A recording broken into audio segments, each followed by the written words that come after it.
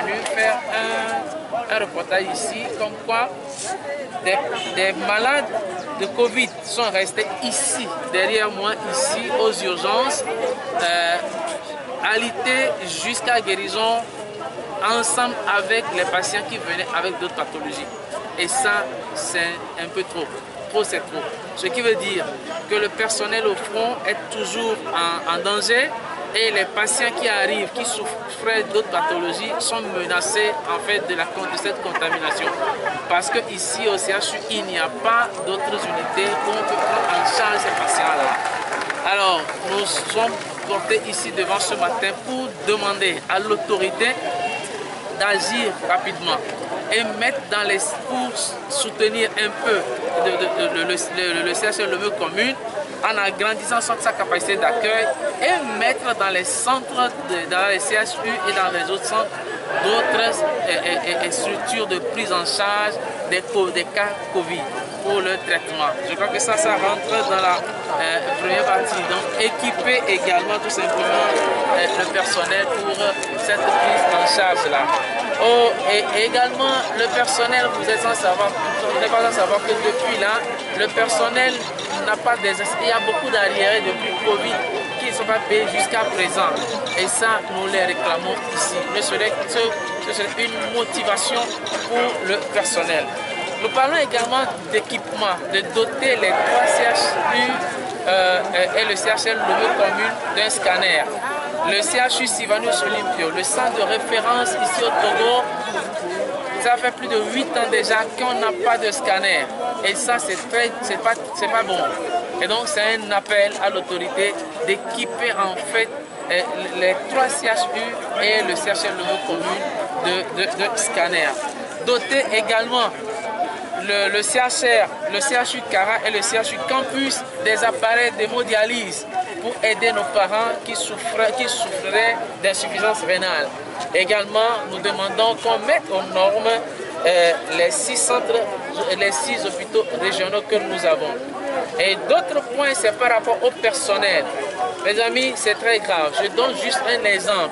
Prenez le service de la traumato qui compte pratiquement 30 où il n'y a que 2 infirmiers pour pratiquement 38 lits par exemple. Ce n'est pas possible, c'est débordant. Je prends un autre cas, je prends le service de cardiologie par exemple. Le service de cardiologie a une unité de soins intensifs et il n'y a que 2 infirmiers parce que le 3e étant covidé et doit rester à la maison. Comment est-ce que 2 infirmiers peuvent supporter en fait cette charge-là, soigner les patients qui sont pratiquement dans 3 pavillons de cardio et une unité de soins intensifs. Ça fait 4 pour 2 infirmiers. Ça veut dire l'infirmier vient, il fait 24 heures avant de retourner à la maison. Et ça, on taxera le personnel de ne pas être accueillant alors que le personnel est fatigué. C'est pour vous dire que nous demandons au gouvernement de recruter au mieux, de proclamer au plus vite les résultats des derniers concours pour soulager un temps soit peu le personnel tout simplement qui veut sauver des vies pour ne pas venir s'éteindre sur le lieu de travail.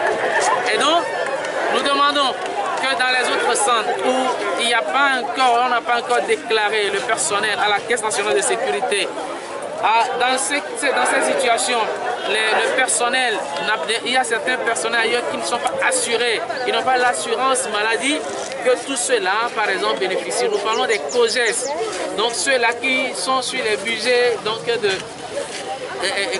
et qui ne sont pas sur les budgets d'État, que ces personnes-là aussi puissent avoir gain de cause dans cette lutte-là. Nous voulons l'octroi de nouvelles primes de Covid, parce que c'est très important. Quand on est au front, soutenez-nous. Les militaires en prennent, on ne sait pas ce qu'ils font plus que nous ici, personnel de la santé, qui en somme, restons encore pour les accueillir lorsque eux venaient être infectés. Donc c'est un appel au gouvernement pour qu'ils puissent véritablement tourner un regard favorable vers les agents relevant de la santé. Nous voulons parler du statut particulier donc, et de la fonction publique et hospitalière. Vous savez, ça fait longtemps, nous voulons non seulement les prix, mais qu'on revoie en fait les primes de risque et de contagion qui, vous savez, nous avons lutté pour cela à un moment donné, mais aujourd'hui vous comprenez que 26 000 ou 19 000 pour les administratifs ne peut pas guérir en fait un personnel qui est atteint d'une infection sur un lieu de travail. La preuve, nous avons perdu durant cette période de Covid un camarade anesthésiste à cause de Covid. Vous comprenez ça. Et dans ces cas, prenons toujours des problèmes de personnel. Prenez la maternité. Nous manquons de sages-femmes. Ces sages-femmes-là qui reçoivent les femmes enceintes en travail et qui sont positifs à la Covid. Comment est-ce qu'ils s'en sortent? Que le monde nous écoute. Si nos gouvernants ne peuvent pas, c'est peut-être un appel pour que le monde tend sa main vers nous pour sauver un peu notre population. Il y a plus de 5 ans déjà que le ministre actuel, M. Midi,